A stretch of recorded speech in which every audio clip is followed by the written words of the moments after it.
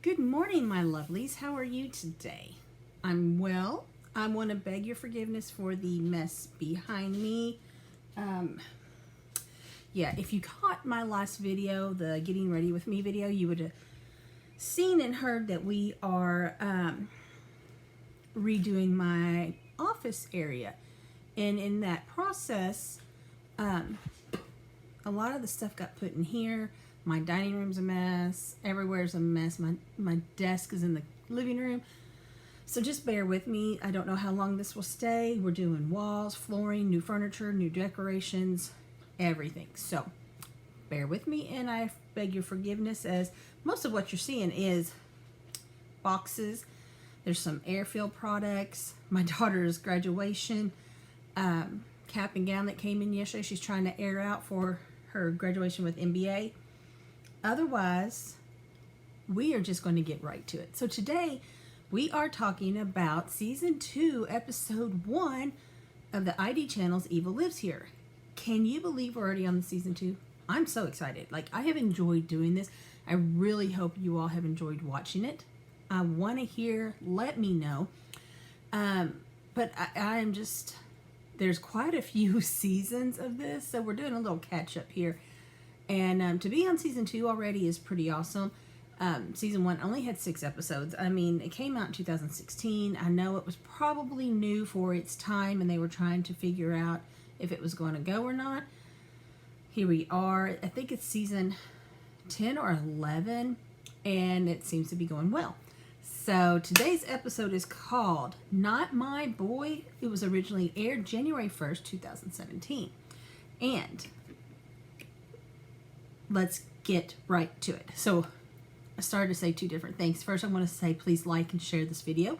I love seeing you here. I love talking to you. So please leave comments, questions below.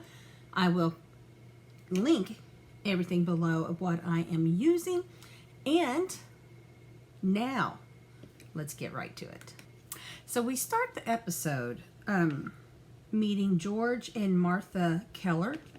They are going to be the narrators of this episode, and it turns out will be the parents of the Not Our Boy subject in this episode. So we find out as well that the events happened 24 years ago. Well, that was 24 years ago from 2017 when this episode aired. So that puts the incidents of this story happening, I want to say, well, I know it's 93, 1992, 93, I should say, for you young people. But we start with talking to George, and he is showing us this newspaper, and it's yellowed. You can tell it's old, so I mean it's 24 years old. Paper yellows with age, and he's got it laminated, which I found both funny and sad. So the reason I say that is obviously you laminate something to keep it, but usually it's a good something that you're wanting to keep, right? I mean, it's good memories. And he has laminated this, and it's, not a good story. It's actually very sad, and I guess he just doesn't want to forget. Not that he could. I'm just going to say that there's no way he could forget the events of this story. It pretty much rocked and devastated the whole family. So we talk about the newspaper. I mean, there's a reason why it's shown and mentioned. And there's a headline that states, somebody knows this, this person. And George is showing it, and he's like, when I saw this, my stomach just dropped. He said there was 3 police sketches underneath the heading, I guess I should say. And he said, it's the one picture, he said, looks just like his son. He said, and he knew. He just knew. So, we get to this point, and he is visibly shaken and upset and starts crying and complete breakdown. So, it breaks away from George. And then we go to what looks like a news conference, press conference of sorts. And there's a younger man. You can tell this is from 1993. It says May 1993. And it doesn't tell us who this person is. It looks a lot like George. It may be what he would look like as a younger person. But the man is talking about the tragedy that left the entire community with scars. So whatever happened, it happened at a pretty large scale. It's not just... So, when we see these stories, usually it's like one person terrorizing one family or something like that. A husband terrorizing his wife and children or whatever. So this is not going to be one of those stories. This is going to be one story of one man terrorizing his whole community. But, and I say this because, it always comes out, we have no idea where they're at yet. What location, what city, state, anything. We have no idea. So, we're going in pretty much blind. We've met George and Margaret. Margaret. Have I been saying that wrong? So when I first watched this episode, I kept saying there's a daughter named Ruth. And to clarify, I usually don't name children for their privacy, but the children are a huge part of the story, and I felt like I had to. So Margaret is one of the children, Ruth is one of the children, and I kept saying them wrong, and I had to proofread and go back through my notes and find out what exactly it was I was trying to say. So the mom is Margaret, the dad is George. There are 3 children involved. We'll get to them. And I've got hair on this thing, and it's driving me nuts. So, we just saw the press conference. We left the current George in a state of, dismay and upset that he had to walk away. And now we're going to learn a little bit about George and the family. So George comes on and he's telling us, he says, I'm a Christian man. He said, and what happened was evil. That his son was evil. And his son's name is Paul. So Paul is the bad guy of the story. I think that's like the antagonist of the story. So George is back saying that, he's Christian. His wife and family was raised very religious. And he actually, and I didn't mention this, but him and Margaret started the episode in a prayer. But he said his son was evil. What he did was evil, and Paul was evil. And then we see we see pictures of a smiling Paul. We see many different pictures of him younger, with the family, with him by himself. And we get to learn his story. So now we're going to get a little bit of backstory. Paul is the oldest of 3 children to Margaret and George. And when they first had Paul, they were just overjoyed with their first child. I think it was George that said, we didn't know what would be in store for Paul or him or the family. I mean, they had no idea. That to me is kind of redundant because we don't know. We go in, we have children, we do these kind of things. We have no conceivable expectations, what to expect. But, he says,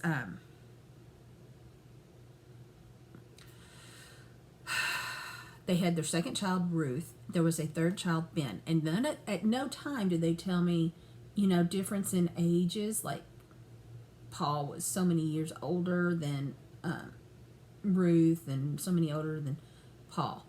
Or Ben, excuse me. So I don't know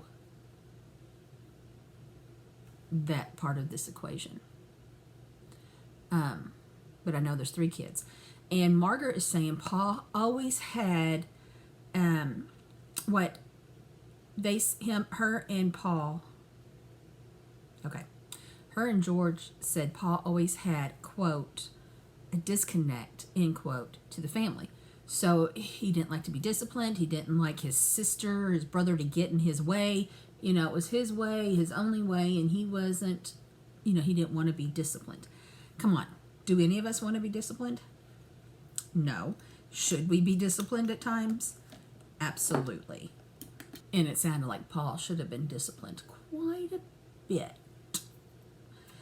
And, Ruth is saying, when Paul acted that way, it was very scary. So she was scared of her own son. So George is saying once the 3rd child, Ben, was born, Paul and his actions became more intense, more threatening. The siblings became Paul's victims at this point. And he would do, things to do and say things to purposely hurt them. And then he'd sit and laugh at it. George was saying Paul got the satisfaction for actually hurting someone, especially his siblings. So,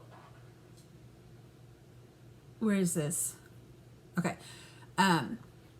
George said they did and tried many things. And I have to say, because of this time period, it was early. I think I saw Paul was born in 1966. So, you'll have to forgive me if I'm wrong. I've got it listed in my notes at the end. But, so, early 70s or whatever, and they are cosmic. They are aware that they needed help.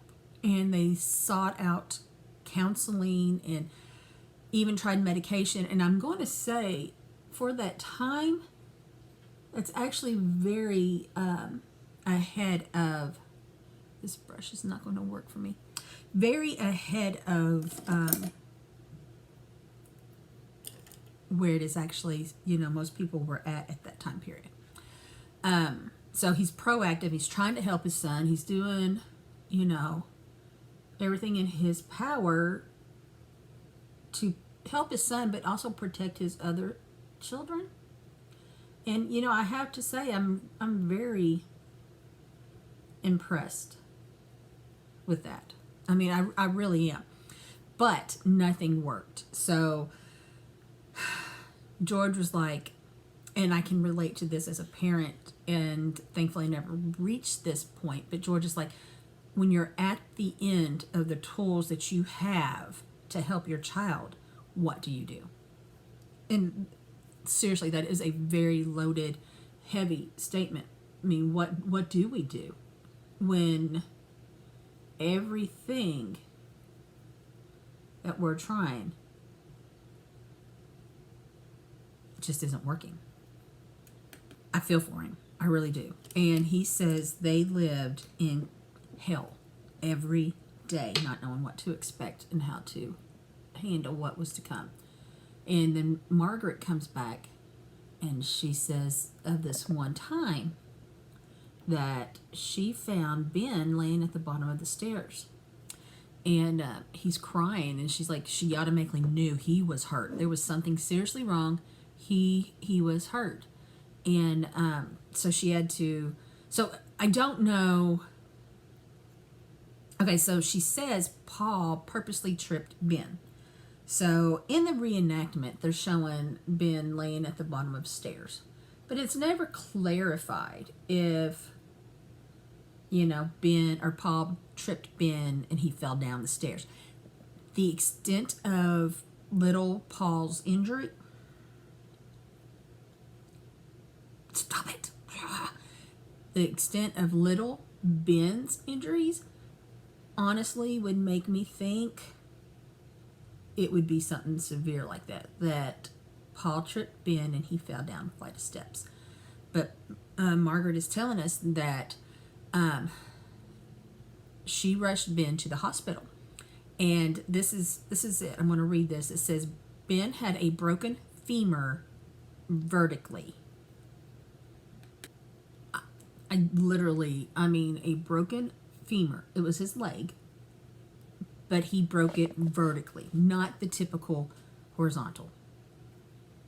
That is not amazing, but that is just, that says to me how serious this trip and fall were, which made me think it was probably down the stairs.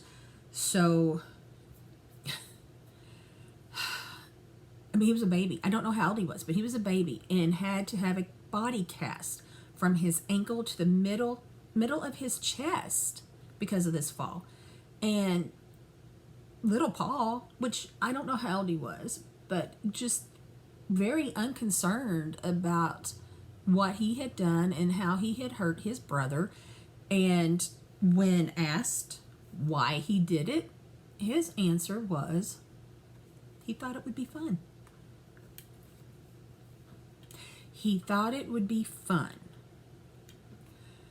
So then Margaret's telling us, she knew there was something different about Paul. Seriously, yeah, hello. I mean, he took delight in hurting other people, especially his siblings, who were his victims. I mean, George was completely correct. His siblings became his initial victims. So these poor kids, like I said, I don't know the ages of any of these incidents or how much older,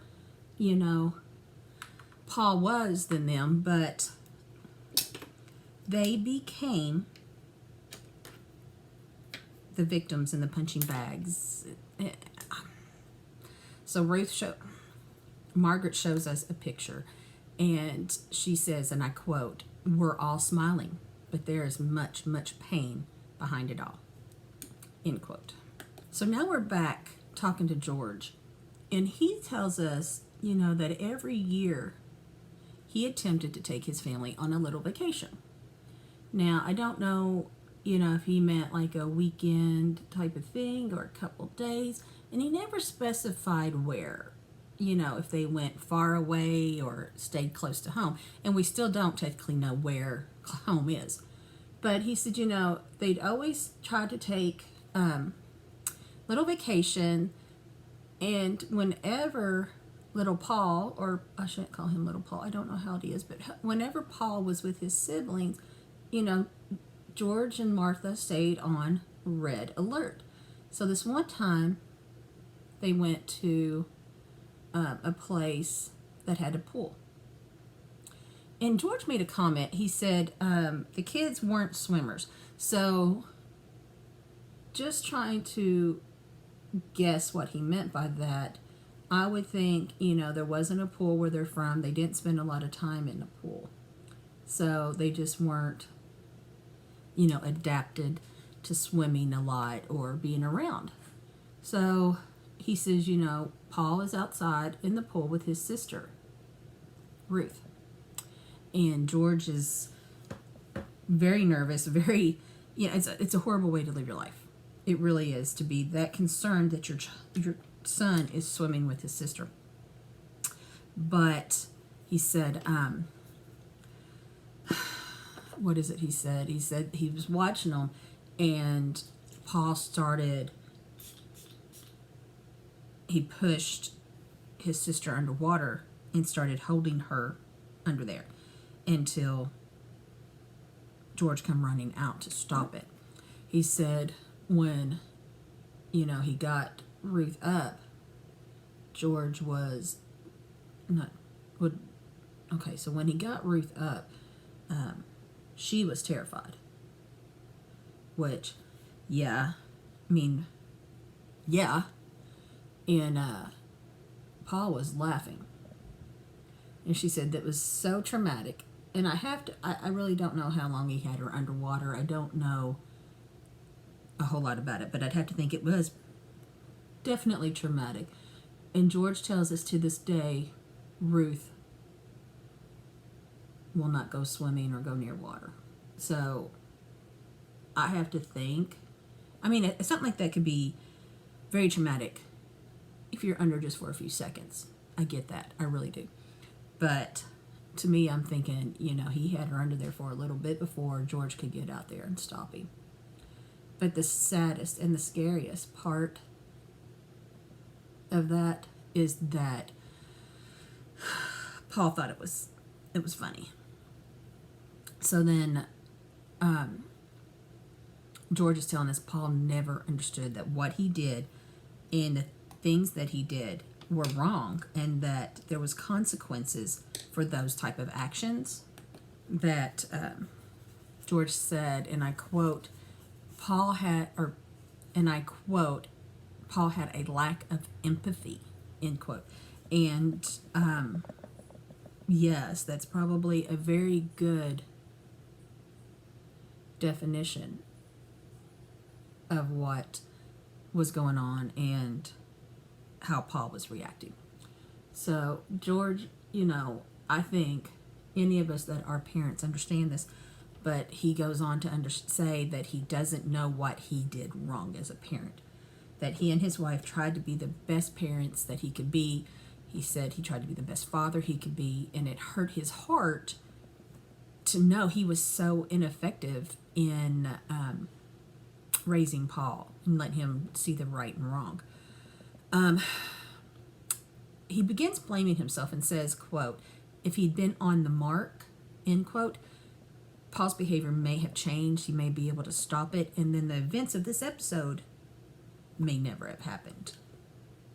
I don't know if I believe that. You might have been able to slow down or progress the damage to your other children. But it sounded to me like he actually was doing everything he could. He was being proactive. He was trying. But, some people are literally evil. And I don't know if anything would have prevented the horrendous actions that are going to happen. So Margaret is telling us that Paul was like a bomb ready to explode. And they just never knew when that explosion would take place. It said that they walked on pins and needles, all of them, not just her, not just George, the siblings, everybody walked pins and needles, not sure how he would react and the damage that he could cause if he exploded. That's, again, this is a really sad way to live. But Margaret, I should just give up. The mom says that she, okay, where am I at? Because I can't believe I can't get this right. They took Paul to a neurologist and hoping to, find out some things that had happened. This really bothers me, and I'm trying to remember that it happened, early 70s, okay? There's before all the advances in technology and before things are as good as they are. I'm trying to remember that. But, so they took Paul to a neurologist, and they ran about 48 different tests on him. So the doctor comes back after all those tests and says that Paul was hyperactive. It was just a hyperactive child. And they're like, well, yeah, we know that. What can we do to help? I mean, it's not just hyperactive. He's acting out. There is a physical and mental problem they need to figure out. And the neurologist told them, and I quote, where's this at? That they would be long-suffering parents.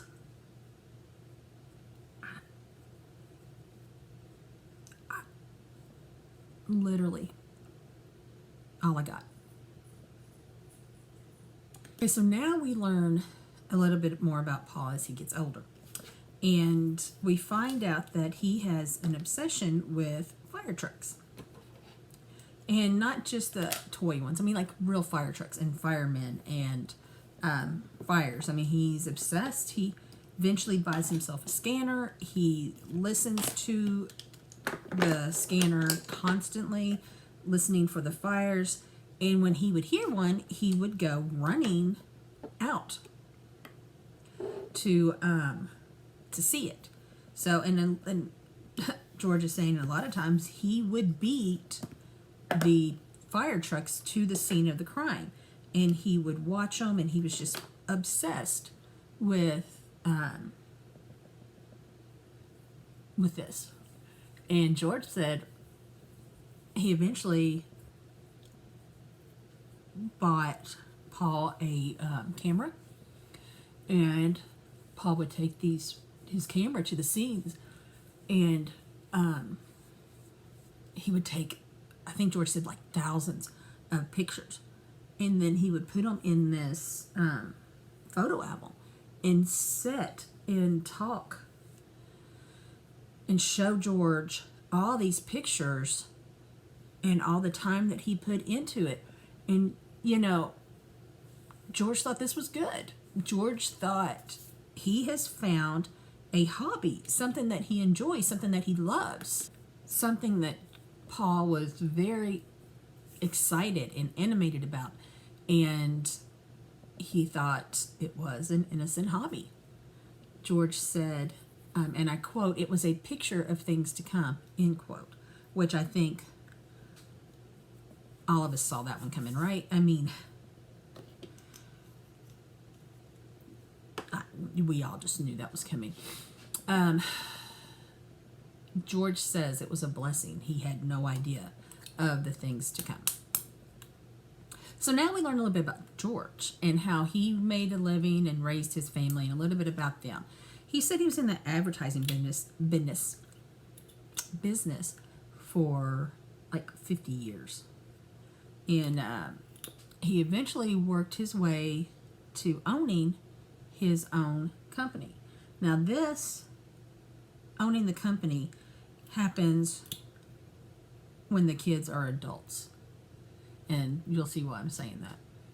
But he said, what is it? That Ruth worked for him. He didn't tell us in what capacity, but his daughter worked for him. But he needed a salesman. And he thought it would be a great idea if Paul was that salesman. Now, Martha is telling us, or Margaret, I need to just double check that. Right in the beginning, it is Margaret. However, I keep trying to call her Martha or Ruth. I mean, you know, because I'm just an equal opportunity to screw it up type of person. But Mom's name is Margaret. Okay. Need to get that in my head and keep it there. So, where was I at? Margaret said that she never told anybody, but she really did not like the idea of Paul working at the advertising agency. He said that Paul was just still a ticking time bomb. He had all this anger and would jump or lose it and fly off the handle, is the word she used, at the littlest things. Oh, this foundation color is just too yellow. Ugh. We're just going to make it work. So anyways, sorry, I got distracted when things don't work as they're supposed to. So one day Margaret was visiting the agency, and she runs into Paul in the hallway, who had Ruth by the throat up against the wall, yelling at her. Now, Margaret says, I really couldn't tell what he was yelling. It was just a bunch of, in Ruth's face, probably a bunch of spit going everywhere. But, you know, he was angry, and he had Ruth pinned, and it wasn't a good situation at all. And he said that when Margaret showed up, he let her go and walked away like nothing, right? And Margaret just knew him working at that agency was not a good idea. But George says he was looking for a way to save his son. And I mean, his goal was to save his son, to redeem him, to make him get past this. He says, looking back, he realizes that Margaret was right. But at the time, all he could think of is, how am I going to help my child? I get that. I do. I get that. I would probably want to do whatever I could to help my child as well. So, yeah, that is relatable to a point to many of us that are parents. So, sorry, I got distracted. Now Paul is telling us that they live in Seattle, which is the first time we actually hear a location, right? And one night, he receives a phone call from Paul and tells him to look outside, that the sky is beautiful. So, George does. He said he looked out and it was all glowing and it was very pretty. But they found out that there was an arsonist setting fires, and what they were looking at was some commercial buildings set ablaze, and it was a pretty good one. Thankfully, everybody got out. There was no injuries, but there was some severe damage to that. But George says that at that point in northern Seattle, there was an arsonist loose, and it was making news. There was quite a few places being set on fire and torched. And right at the beginning of it, it was all commercial, and a lot of empty warehouses and stuff. And then it grew to more. And, George is saying everybody in the community was just terrified. I mean, an arsonist in your community would terrify everybody.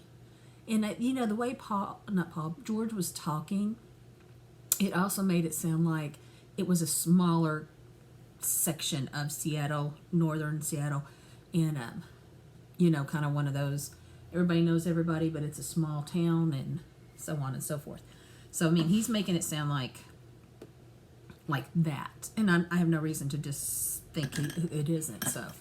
But that night when Paul called, George was watching the news and saw the news video of this huge fire, lots of smoke. All the employees were able to get out, thankfully, but it terrified everybody. And then the arsonist started moving from commercials to family houses and other items, maybe not houses, you could do churches and things like that. So more places that are now not empty. And George says the arsonist was actually getting closer and closer to where they lived in their neighborhood. And there's a lot of news footage during this time that they're showing people that have lost everything, and talking to the news about it, and a lot of angry people, which again, I get. I would be furious. Had that hair there. I would be furious. Someone intentionally set fire to my place of business or my home. I mean, seriously, that is just awful. And George and Margaret kept an eye on it because like I said, it was moving closer and closer to their home. And George was like, what was he saying? The person, where's that at? George said the arsonist had to be deranged, and Margaret said the person had to be really sick. But either way, it was, making a lot of headlines, and everybody in the community had their eye on it because of how devastating it was. So, one night they're watching news, and they're just keeping up with what's going on and everything. And Ruth is with them, and I don't know if Ruth lived with them or if just visiting. It doesn't say, but Ruth was with them, and she just out of the blue asked her mom and dad, "Do you think this could be Paul?" And they were both just, "No, it couldn't be. He wouldn't do anything like this. He wouldn't go that far," literally in denial of what their child can and would do. So, the fires continued. They really did not think anything of it other than trying to stay safe, so on and so forth, right? And he said, "We're going back to that newspaper." And he's showing it again, and he's like, the fires had gotten to be once a day, so there was an arson task force put together. And just realized I forgot to use that. Trying to find this arsonist, and they had put this big thing in the newspaper. Somebody knows this guy or this person, right? And so we're back to the video or the beginning where we're looking at this laminated yellowed paper and where George literally broke down. So he says, one morning he was at his breakfast table reading the newspaper, and he sees that, and he tells, his heart just stops. He says, he literally says, "My heart stopped beating in that moment and has never beat the same again." That's like a direct quote. I get it. I mean, none of us want our children to be that, right? None of us do. But he said, he looked at Margaret and said, "This looks like Paul." And she was in huge denial. I mean, I probably would have been too. No, that's not Paul. That can't be Paul. He wouldn't do this. She said that, she was in a denial for a long, long time and fought him over it. And then an article came out, and it was like something to do with the traits and characteristics of what this arsonist could have. And she said she knew, because in all of this, they had this box in this newspaper of all these traits. And she said Paul fit every single one of it. And she knew at that time that Paul was the arsonist. What an awful, awful thing to come to terms with. So she said, after talking it over and coming to terms with the fact that, yes, Paul was more than likely, without having the actual proof of seeing him said it, she said they were that convinced that it was Paul. But she said after coming to terms with that, they knew they had to call the police. So the article came out in January 1993, and I want to state that because it happens pretty quickly after that. I don't know what date in January, but I know January 1993. And I can't imagine. I'm sorry, I gotta get comfortable. I can't imagine how hard it would be to first realize your son, child, whatever, is capable of doing these horrible things, and then to be responsible and be the one that turns them in to the cops, and then not only that, to do what the cops want them to do next. I really don't know if I could have done it. I really don't. So when they call the cops and talk to this arsonist team that they have put together to stop this, they want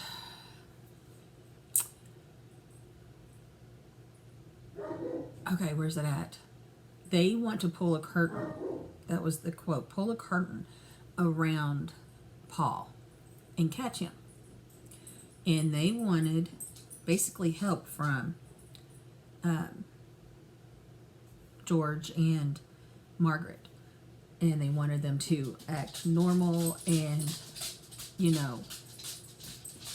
whatever. How difficult would that be? I mean, seriously, how flippin' difficult would that be? You're asking, not only did I come to you because I knew my child was doing this and it was dangerous and he needed to be stopped, but now you're wanting me to be active in catching him? Why can't you just go and get him off the street? Because, pull him in for questioning. But what they wanted to do is they wanted to do a 10-day sting operation. And they wanted everybody in his family to be normal while they followed him and tracked him down and, researched where he was in the past and the places and see if he was actually the arsonist. Now, in a way, I would think I would understand and want to do that because maybe he's innocent. Maybe I was wrong and I could, give him 10 days to prove his innocence. But I got a chuckle out of Margaret because she said, they asked her to go and act normal. And this was her quote. And that's from Kipsy. So she says, and I quote, "She wasn't normal going into it. How was she supposed to act normal through it?" End quote. And I just laughed because I get that. I mean, there's nothing about this that's normal. And this horrible, devastating thing, and they want you to act like you don't. And it's just not possible. How do you pretend that everything's okay when literally everything is pretty much falling apart around them? So I did get a chuckle out of her in that. So now we hear from Ben. So we haven't heard from, anybody other than Mom and Dad, but Ben's coming on. And Ben was talking, and he's like, I was aware of this sting operation that was going on, and I knew that Paul did not know it. He said we were together once in a car going to supper or something. I don't remember what he said, but he said I was so tempted to tell him. I was tempted to tell him, get in your car, leave, don't look back, don't come back. He said, and I almost did. He said, but I didn't, only because I knew how devastating the whole thing had been on their mom and dad when they turned him in and trying to act like things are normal. He said, I just couldn't do that to them, knowing everything that they had done. And that would be hard because you want to protect your sibling, even though he's tortured you your whole life. You want to protect him. You want, you don't want him to be in trouble. You don't want him to be evil. But at the same time, your parents have literally suffered to do the right thing. And I think a lot of it come down to their religion was a big part of why they did do that and try not to protect your child. But so he said he didn't tell him. He said it was the hardest thing he's done, but he wanted to respect what his parents were doing and how they were suffering. And I get it. But I'm glad in all cases he did not tell his brother. So now this gets a little crazy, and to discuss it, I'm just going to go ahead and finish the eyes and the lips because we're going to need to talk about it. I will return. Okay, so now let's finish the rest of the story because it gets a little weird. We get a little bit more insight into Paul's mind, and it's a scary place to be. Okay, so on February 6, 1993, Paul is arrested. So there's actual footage of Paul being brought in wearing cuffs, and George said at that time he hugged his son and told him, they know everything, tell them the truth. Okay. So now we see footage of this interview with the detectives and Paul. And they're talking about all the fires that have been said and things have been happening. And Paul admits, literally watching him admit that he set these fires. And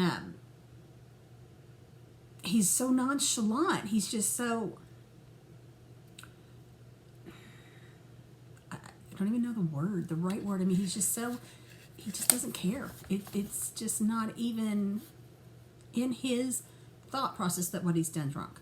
So you see him admit to all these fires.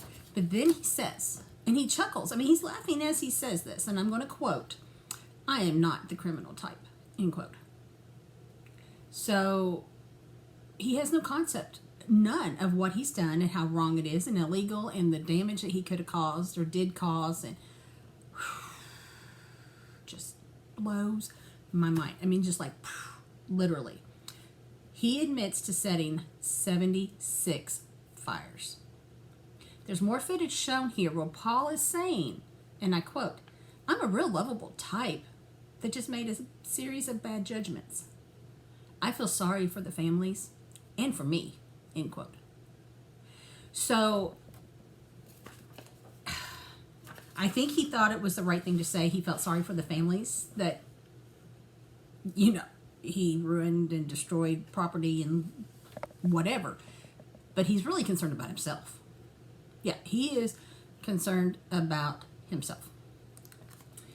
And Margaret comes on and says the same thing I said a minute ago, that in these videos, he has such a nonchalant demeanor. Like, he has no concept of the horror that he has caused and the things that he's done. And I can't even express that enough. And, okay. I'm not going to say anything else. I'm just going to give you the next quote from Paul. "I'm not the kind of guy they should be putting in jail. They should dock my insurance or something," end quote. I'm just going to set that there for a minute. Dock my insurance or something. But he shouldn't go to jail. So I got to wonder, is he really that out of touch with reality and the things he's done? Or is he really just playing this up now? Is he giving them something that he can start working on for a defense? I don't know. But he repeats numerous times through these footages that he's not a bad guy, that he wouldn't hurt a mouse.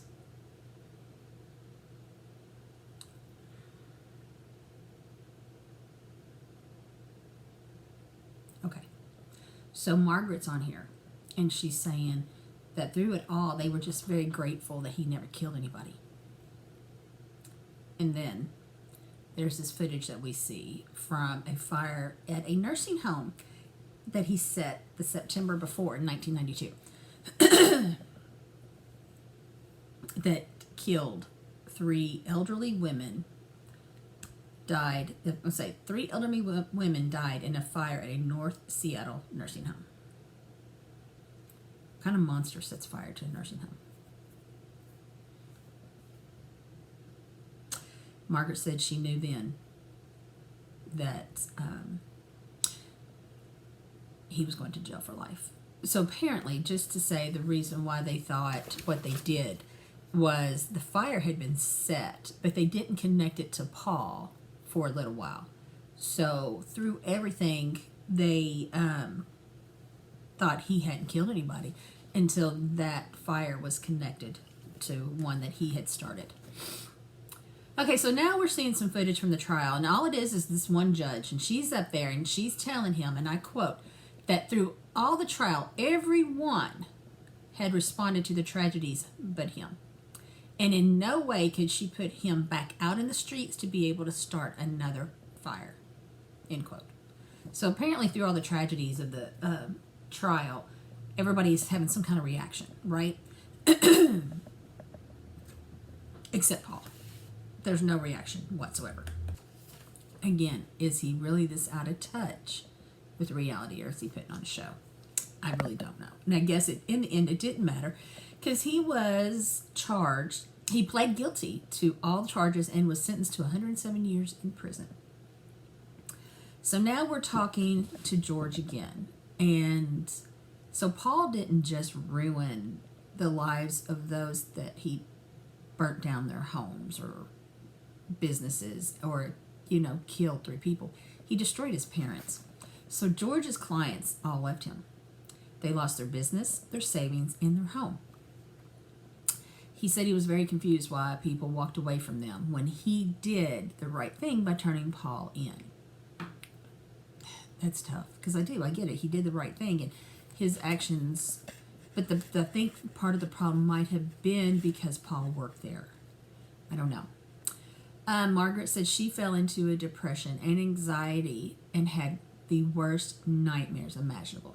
She said she fought it for 13 years before finally she felt free and lifted from the guilt that what Paul did. So it ends with George looking at family pictures and talking about how he could never have imagined the horror and terror that Paul would cause.